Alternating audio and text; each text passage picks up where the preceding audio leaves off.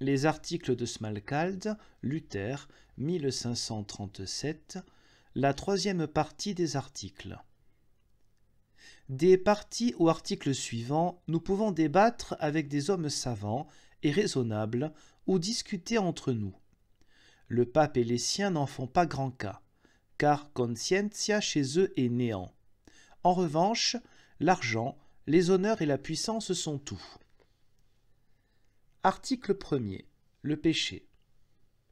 Il nous faut confesser ici, comme saint Paul le dit dans Romains 5, verset 12, que le péché est entré dans le monde par un seul homme, Adam, par la désobéissance duquel tous les hommes sont devenus pécheurs, soumis à la mort et au diable.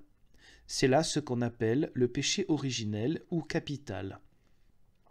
Les fruits de ce péché sont les œuvres mauvaises, défendues dans le décalogue, telles qu'incrédulité, fausse foi, idolâtrie, être dépourvu de crainte de Dieu, présomption, désespoir, aveuglement et, en résumé, ne pas connaître ou ne pas craindre Dieu. C'est, en outre, mentir, jurer par le nom de Dieu, ne pas prier, ne pas invoquer, mépriser la parole de Dieu, désobéir aux parents, commettre un meurtre, mener une vie de débauche, voler, tromper, etc. Ce péché originel est une corruption si pernicieuse et si profonde de la nature humaine qu'aucune raison ne peut le comprendre. Mais il faut le croire en se fondant sur la révélation de l'Écriture, Psaume 51 et Romains 5, Exode 33, Genèse 3. C'est pourquoi ce que les théologiens de l'école ont enseigné, contrairement à cet article, n'est qu'erreur et aveuglement. Premièrement, à savoir qu'après la chute d'Adam, les forces naturelles de l'homme sont restées entières et intactes, et que l'homme a, par nature, une raison droite et une volonté bonne, comme l'enseignent les philosophes. Deuxièmement, de même que l'homme possède un libre arbitre pour faire le bien et s'abstenir du mal, et inversement pour s'abstenir du bien et faire le mal.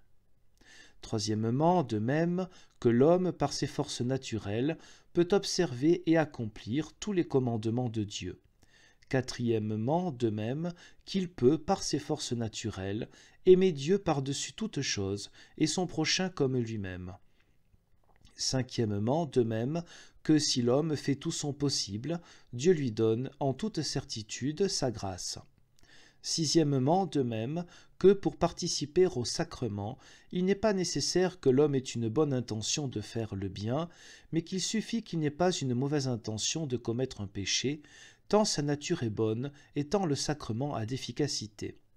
Septièmement, qu'il n'est pas fondé dans l'Écriture que, pour faire une bonne œuvre, l'assistance du Saint-Esprit et de sa grâce est nécessaire. Ces thèses, et bien d'autres du même genre, ont été la conséquence de l'incompréhension et de l'ignorance, à la fois quant au péché et quant au Christ notre Sauveur. Ce sont des doctrines véritablement païennes que nous ne pouvons admettre, car si cette doctrine doit être considérée comme juste, le Christ est mort en vain, puisqu'il n'y a dans l'homme ni dommage ni péché, pour lequel il aurait dû mourir, ou bien le Christ ne serait mort que pour notre corps et non pour notre âme, puisque celle-ci est sainte, et que seul le corps est soumis à la mort.